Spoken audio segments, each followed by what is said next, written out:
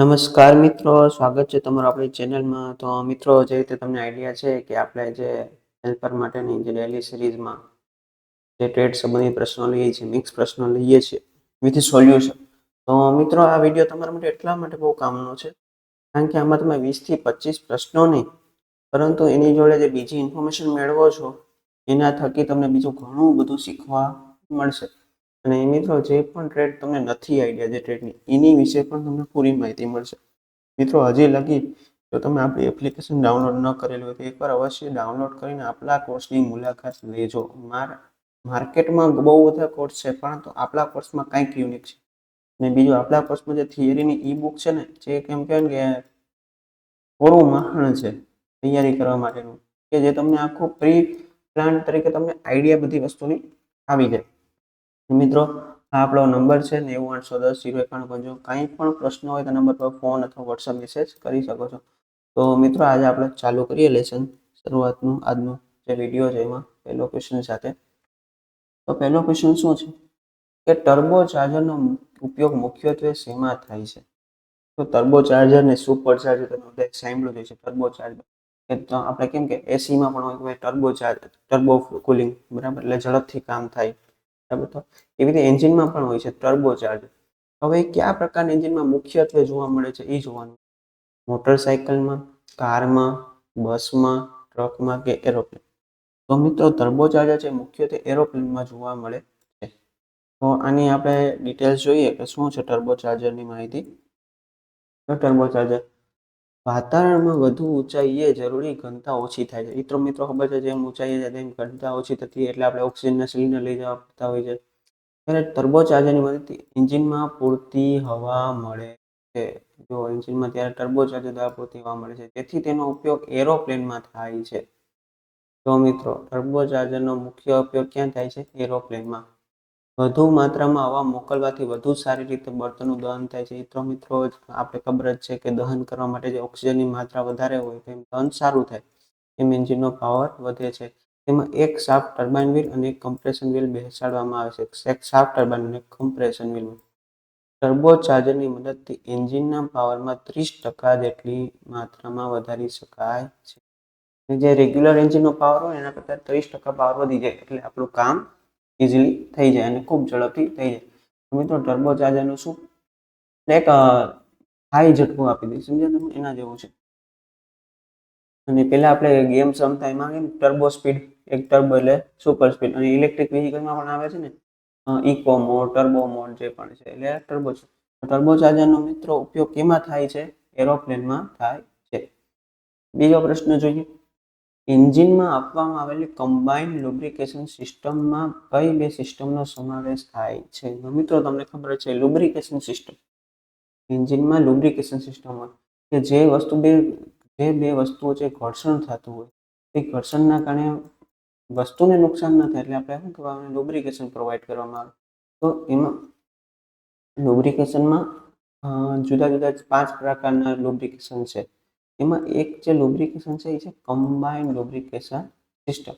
મિત્રો, આ combined lubrication સિસ્ટમમાં કોનો સમાવેશ થાય છે એ જોઈ લઈએ. તો ભાઈ, કમ્બાઇન્ડ ડાયસમ પ્રેશર લુબ્રિકેશન, સ્પ્લેશ અને ડ્રાયસમ લુબ્રિકેશન, સ્પ્લેશ અને પ્રેશર લુબ્રિકેશન સિસ્ટમ, એ પેટ્રોલ ઓઇલ લુબ્રિકેશન સિસ્ટમ. તો મિત્રો, કમ્બાઇન્ડ લુબ્રિકેશન સિસ્ટમમાં સ્પ્લેશ અને પ્રેશર લુબ્રિકેશનનો સમાવેશ થાય છે. ડિટેલ્સ જોઈએ મિત્રો. તો મિત્રો, કમ્બાઇન્ડ લુબ્રિકેશન સિસ્ટમ દર્શાવી લઈએ. આ પટ્ટીમાં સ્પ્લેશ લુબ્રિકેશન અને પ્રેશર લુબ્રિકેશનનું મિશ્ર સ્વરૂપ છે.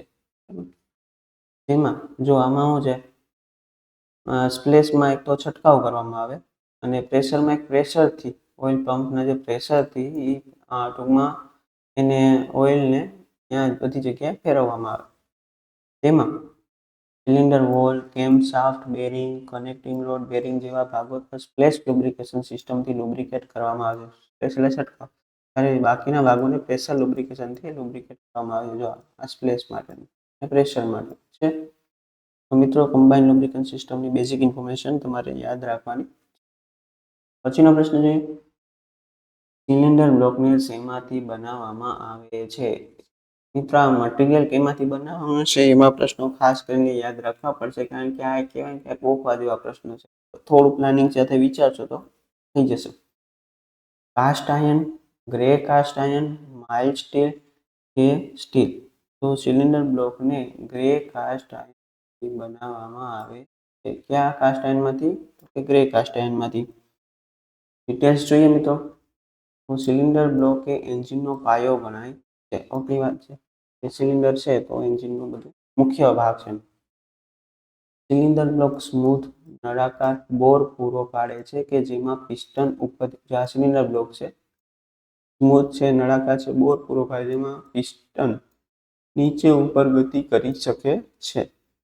સિલિન્ડર અને સિલિન્ડર હેડ સાથે મળીને કમ્બશન ચેમ્બરની રચના કરે છે જ્યાં બળતણનું દહન થાય છે. સિલિન્ડર અને સિલિન્ડર હેડ. સિલિન્ડર બ્લોકના ઉપરના ભાગે સિલિન્ડર હેડ તથા બ્લોકની નીચેના ભાગે ઓઇલ ચેમ્બર ફિટ. આ સિલિન્ડર બ્લોકની ઉપરના ભાગે શું હોય? સિલિન્ડરનો હેડ. સિલિન્ડરનો હેડ બંને મળીને કમ્બશન ચેમ્બરની રચના કરે. અને નીચેના ભાગે શું હોય? ઓઇલ ચેમ્બર હોય. શું હોય? Oil chamber. આવા સિલિન્ડર બ્લોકને ગ્રે કાસ્ટ આયર્નમાંથી બનાવવામાં આવે છે. મિત્રો આ જે આપણું મટીરિયલ આ જે છે ને એ આપણે ઈ બુકમાંથી લીધેલું છે. આ બધું ઈ બુકમાં આપેલું છે, ઇમેજ સાથે આપેલું છે, આકૃતિ સાથે. પછી એન્જિન કુલિંગના કેટલા પ્રકાર છે? કુલિંગ તો કરવું જ પડે. જે વસ્તુ ગરમ થઈ જાય બરાબર, અને અમુક સમય સુધી ગરમ રહે તો ઘણું બધું નુકસાન થઈ શકે. એટલે સમય એનું કુલિંગ તો ચાલુ જ રાખવું પડે. કારણ કે મિત્રો જ્યારે એન્જિનમાં ફ્યુલનું દહન થાય છે ત્યારે ટેમ્પરેચર થાય છે 2200 થી 2500 એટલું ડિગ્રી જેટલું ટેમ્પરેચર થાય છે. તો એને આપણે 250 થી 300 લગી લઈ જતા હોય છે. કુલિંગ કમ્પલસરી છે, બરાબર. તો એમાં કેટલા પ્રકાર છે? 1, 2, 3 કે તો મિત્રો એન્જિન કુલિંગના મુખ્યત્વે 2 પ્રકાર છે.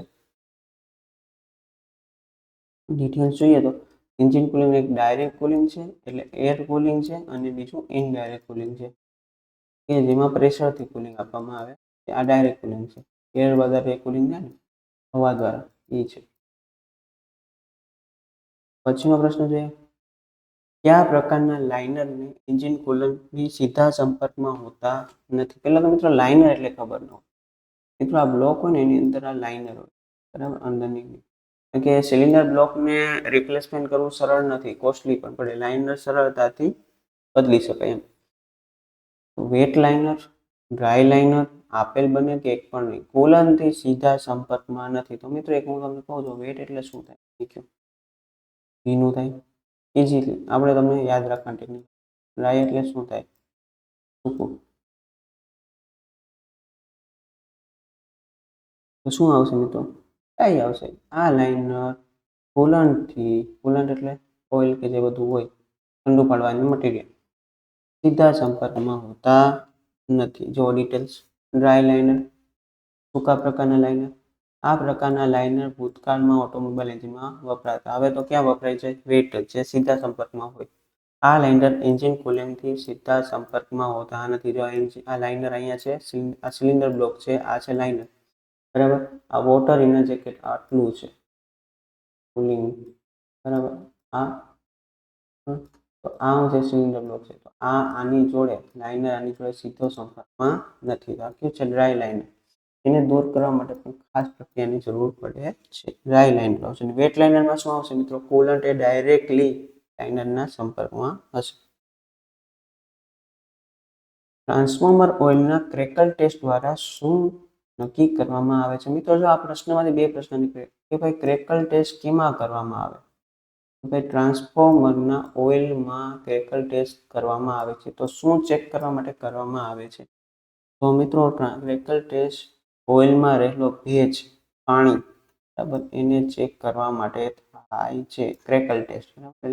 ક્રેકલ એટલે મિત્રો ફટાકડા, એટલે ફટાકડા ફૂટતા હોય ત્યારે અવાજ આવતો ને ક્રેકલિંગ, એટલે તળતળિયા જેવો અવાજ આવતો હતો ને, એવું જ્યારે થાય ત્યારે આપણે ક્રેકલ ટેસ્ટ કરીએ ને ત્યારે, જો ભેજની માત્રા હોય તો. ડિટેલ્સ જોઈએ.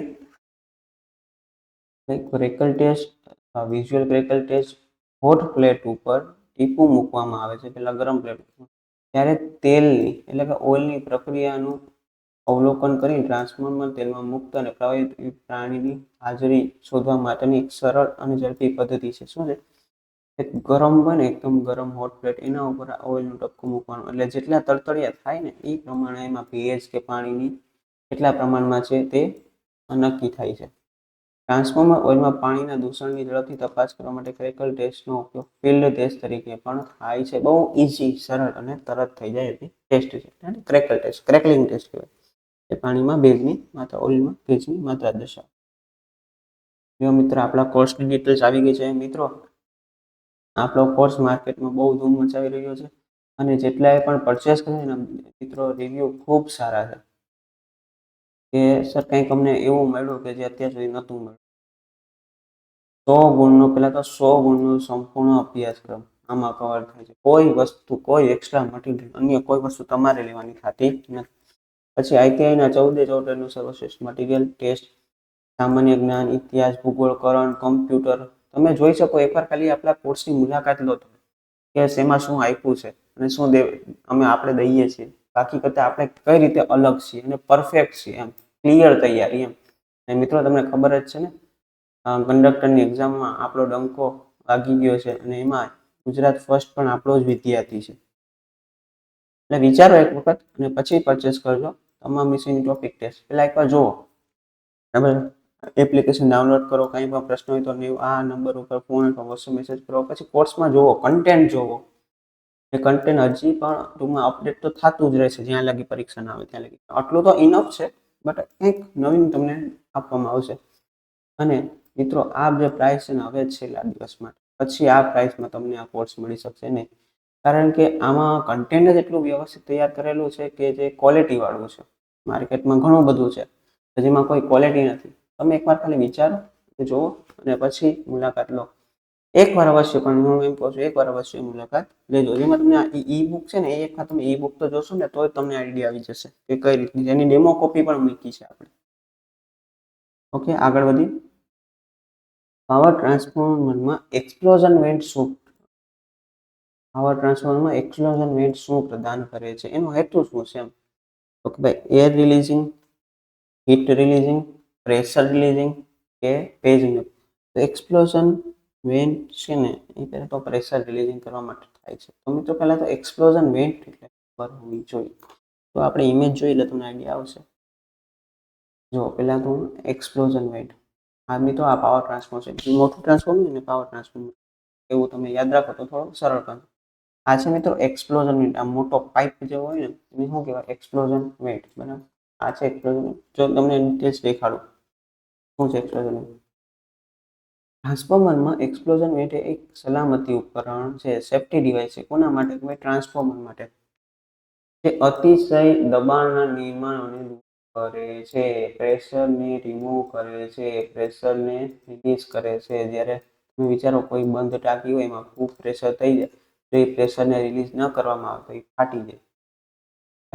વધારાના હવે ટ્રાન્સફોર્મર તો ઓઇલ છે, આટલું ઓઇલ છે જે ગરમ થાય છે. હવે ઓઇલને જો તમે રિલીઝ ન કરો તો એ ફાટી જાય તો કેવું થાય? એટલે વધારાના પ્રેશરને રિમૂવ કરે છે. સંભવિત વિસ્ફોટો થાય અથવા આપત્તિજનક નિષ્ફળતાઓને અટકાવવા માટે થાય.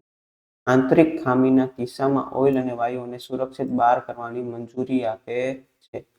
એટલે શું છે કે ઓઇલ બહુ વધારે ગરમ થઈ ગયું બરાબર, તો જો એને એક્સપોઝર ન આપવામાં આવે અથવા જે વાયુ એમાં છે એ જો એક્સપાન્ડ ન કરવામાં તો શું થાય? ફાટી જવાનું. બરાબર, એ વિસ્ફોટ થવાની પણ એવી આપત્તિજનક સ્થિતિ થાય તો એ ન થાય એટલે આપણે આપવામાં આવે છે, શું આપવામાં આવે છે? Explosion vent. એનું મુખ્ય કાર્ય શું છે? પ્રેશર રિલીઝ કરવાનું, વાયુ ઓઇલનું. ઇમેજ જોશો ને મિત્રો, ક્યારેય નહીં ભૂલાય. એક્સપ્લોઝન વેન્ટ એટલે તમને તરત યાદ આવી ગયો. પાઇપ જેવો સળિયો હતો ને ટ્રાન્સફોર્મરની. મિત્રો તૈયારી કરીએ તો આમ તૈયારી કરાય. બાકી ગોખણિયું જ્ઞાન એક લિમિટ પૂરતું જ ચાલે. પાતળી શીટની હેરફેર કરતી વખતે સલામતી માટે શું પહેરવું જોઈએ? પાતળી શીટ હોય બરાબર, એ હેરફેર કરતા હોય એટલે એને ફેરવતા હોય તો સલામતી માટે એને શું, ક્યાંથી, શું ટોન્ગ્સ, ક્લેમ, હાથના મોજા, હાથની સ્ક્રીન. તો શું આવશે મિત્રો? હાથના મોજા. પાતળી શીટને હેરફેર કરતી વખતે શું કરવું જોઈએ? હાથના મોજા. તો મિત્રો હાથના મોજા યાદ રહી જાય. મિત્રો ઇલેક્ટ્રિકલમાં પણ આવે, રબર ગ્લોવ્સ આવે. બરાબર, જે હેવી ટૂંકમાં વધારે વોલ્ટેજના લાઈન પકડવા માટે થાય. એટલે આમાં શું આવશે, પાતળી શીટની હેરફેર કરતા હોય હાથના મુજબ કહ્યું તો આપણે કટ ક્રશ કે ઇન્જરી જે છે એ ન લાગી શકે, કારણ કે શીટ એકદમ પાતળી હોય પણ જીઆઈની હોય, એલ્યુમિનિયમ, એની કટ હાથમાં લાગી શકતી હોય.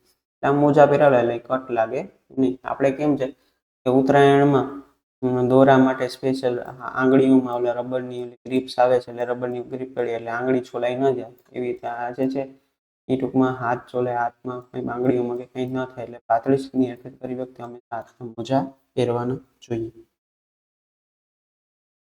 ક્લેમ્પનો પ્રકાર જણાવો. ક્લેમ્પનું કામ શું છે, જોબને પકડવા માટેનું. જો મિત્રો હવે આ ક્લેમ્પ જો યુ ક્લેમ્પ છે, સ્ક્રૂ ક્લેમ્પ છે, સી ક્લેમ્પ છે, જી ક્લેમ્પ. મિત્રો આ તો તમને દેખાઈ જ આવે. આ શું છે, સી ક્લેમ્પ છે. તો મિત્રો એકાદ ક્લેમ્પ છે ને આના જેવું છે, એટલે થોડી આકૃતિમાં ધ્યાન રાખજો કે અહીંયા વિંગ નટ અહીંયા આપવામાં આવેલી છે સી ક્લેમ્પમાં. તો મિત્રો આ ક્લેમ્પ કયો છે, સી ક્લેમ્પ. ટૂંકમાં સી ક્લેમ્પમાં વિંગ નટ અહીંયા ઉપર આપવામાં આવેલી. જો મિત્રો આ જે ઓરિજિનલ સી ક્લેમ્પ અને ઇમેજ જો આ વિંગ નટ ઉપર છે, એ ખાસ યાદ રાખજો. સી ક્લેમ્પ જેને જી ક્લેમ્પ્સ પણ કહે છે ભાઈ મિત્રો, બીજું નામ કદાચ જી ક્લેમ્પ હોય ઓપ્શનમાં, અહીંયા સી ના આપેલું હોય તો અહીંયા જી આપેલું હોય તો ટીક કરવાનો થાય. સી અને જી બે આપેલા તો આપેલ બંને થાય, વિચારજો. બાકી આપણે એમ કે પ્રશ્ન ખોટો નથી, બીજું નામ આપેલું છે. જેવી રીતે ભગવાનના 1000 નામ છે, એવી રીતે આ એક આમાં આ વસ્તુનું પણ બીજું નામ છે. સી ક્લેમ્પ જેને જી ક્લેમ્પ તરીકે પણ ઓળખવામાં આવે છે, તે બહુમુખી સાધન છે જેનો ઉપયોગ સામગ્રીને સુરક્ષિત સ્થાને રાખવા માટે થાય છે. મુખ્યત્વે લાકડાના કામમાં, ધાતુઓના કામમાં, હસ્તકલામાં, વેલ્ડિંગ, ગ્લુઇંગ દરમિયાન વર્કપીસને સુરક્ષિત કરવા માટે આ સાધનનો ઉપયોગ થાય છે. પકડાઈ જાય અને પછી આપણે આપણું કામ કરી શકીએ. આ કયું છે, સી ક્લેમ્પ.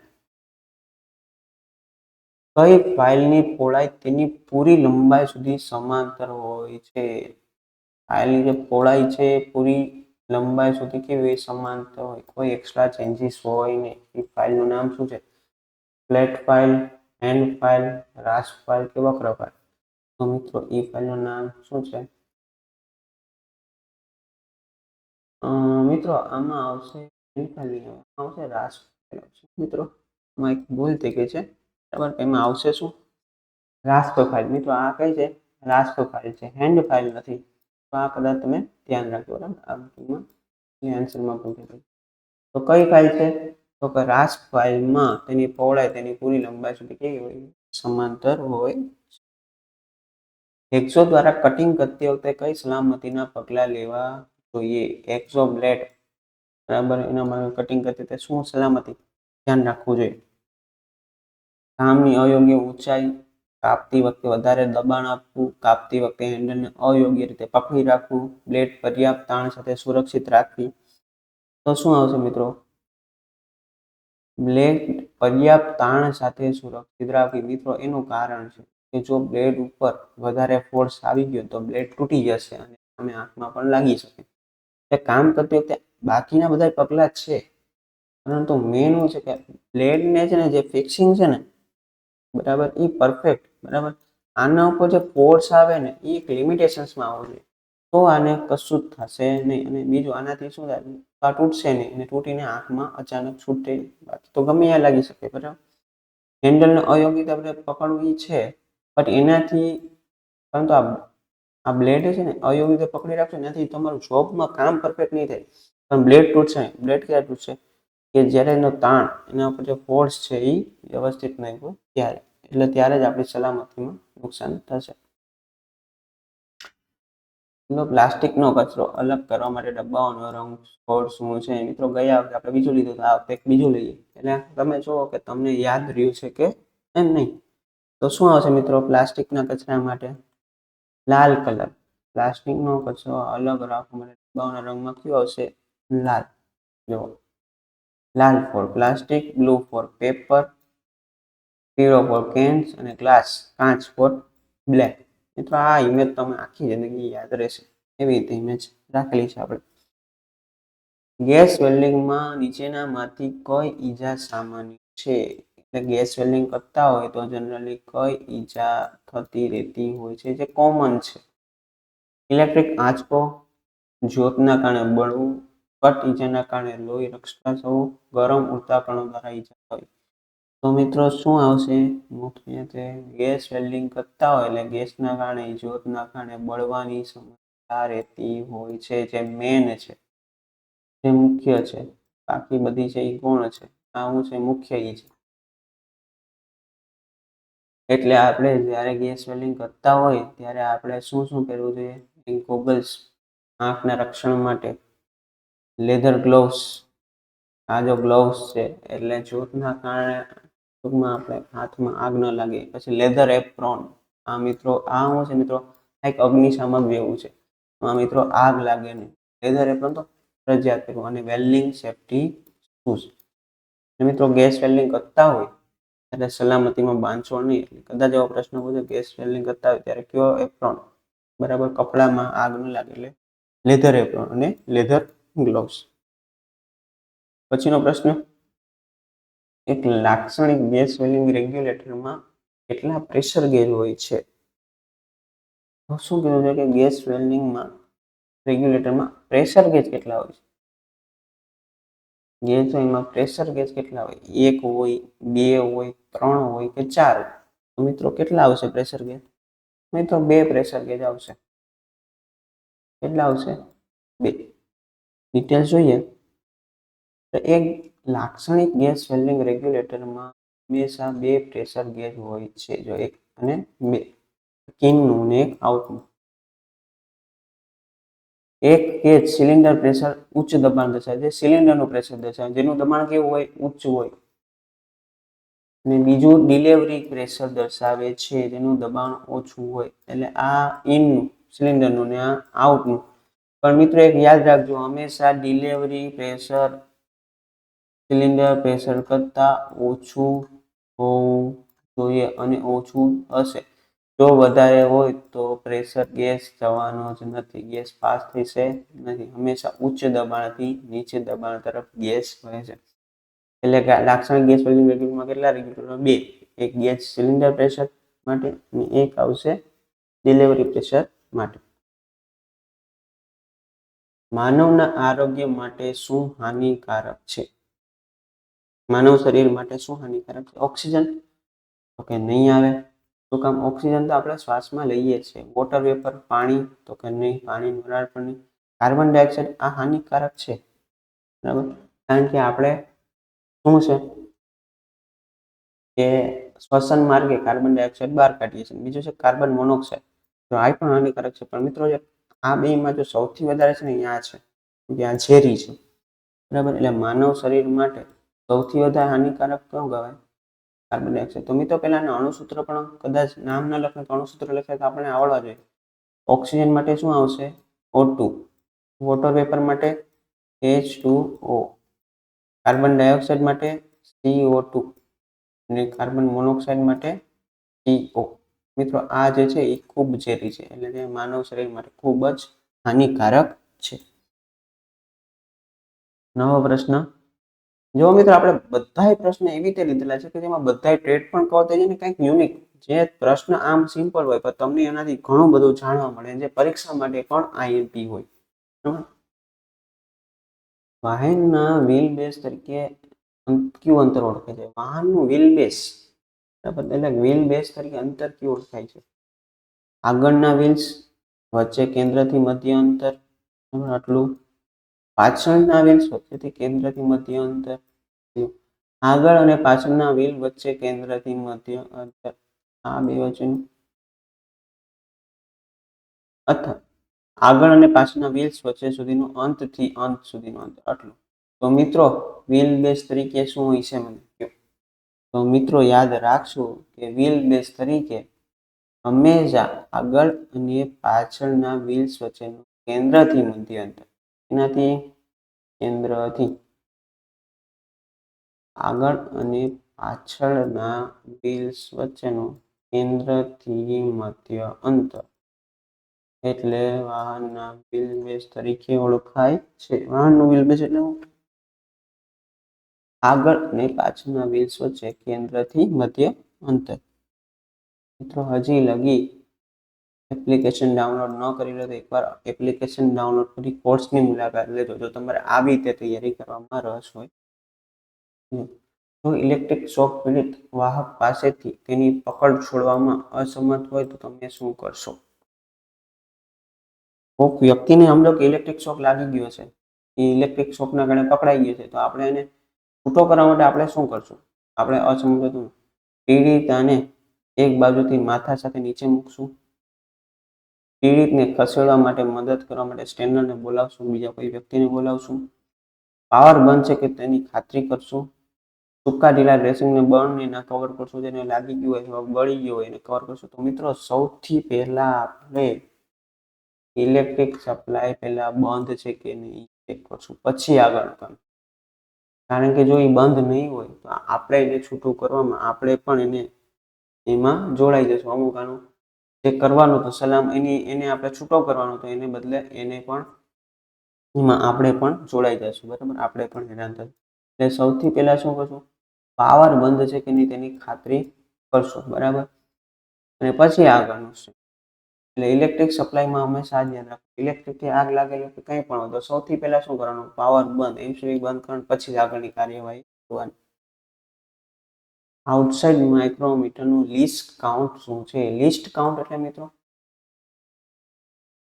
એક વસ્તુ, લિસ્ટ કાઉન્ટ એટલે ઓછામાં આનાથી નીચું એ માપ નહીં લઈ શકે. બરાબર, આની લિમિટ એટલી છે. એટલે લિસ્ટ કાઉન્ટ તો 0.01 પહેલા તો mm એટલે ખબર પડવી જોઈએ. mm એટલે શું થાય મિત્રો? મિલીમીટર. મિત્રો આ પ્રશ્ન ગોખવાનો છે અને આ પ્રશ્ન આઈએમપી પણ છે, જે પૂછાય પણ છે અને પૂછાશે જ. 0.01 mm, 0.10 mm, 0.0001 mm, 0.4 × 01 mm. તો મિત્રો શું આવશે? 0.01 mm. આઉટસાઇડ માઇક્રોમીટરની લિસ્ટ કાઉન્ટ શું છે? કે 0.01 mm થી નીચું રીડિંગ એ લઈ શકશે નહીં. પછીનો પ્રશ્ન, આ માપવાના સાધન મેઝરિંગ ઇન્સ્ટ્રુમેન્ટનું નામ છે. મિત્રો જો અહીંયાથી આ ઇન્સ્ટ્રુમેન્ટ નાખ્યું છે અને અહીંથી આપણે રીડિંગ લઈએ છીએ. તો ઇન્સ્ટ્રુમેન્ટ કેવી ટાઈપનું છે? આમ શું છે મિત્રો? આને શું કહેવાય?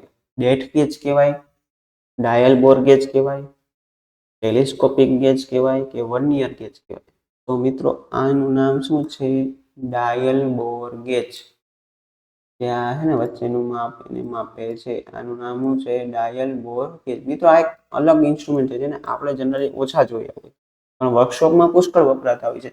એટલે એ ખાસ ધ્યાનમાં રાખો કે આવા નાના નાના ઇક્વિપમેન્ટની કદાચ તમને ઇમેજ આપે અને તમને એ વિશે પૂછે તો આપણે ધ્યાનમાં આવી જાય. પછીનો પ્રશ્ન, ઓટો ટ્રાન્સફોર્મરનો ગેરફાયદો શું છે? પહેલા તો ઓટો ટ્રાન્સફોર્મર એટલે શું એ જ ખબર ન હોય આપણે. ઓટો ટ્રાન્સફોર્મર એટલે મિત્રો કે જેમાં પ્રાઇમરી ને સેકન્ડરી વાઇન્ડિંગ એક જ માં આવેલી હોય. આપણે હમણાં જોઈએ, આપણે ઇમેજ રાખેલી જ છે એ બાબતે.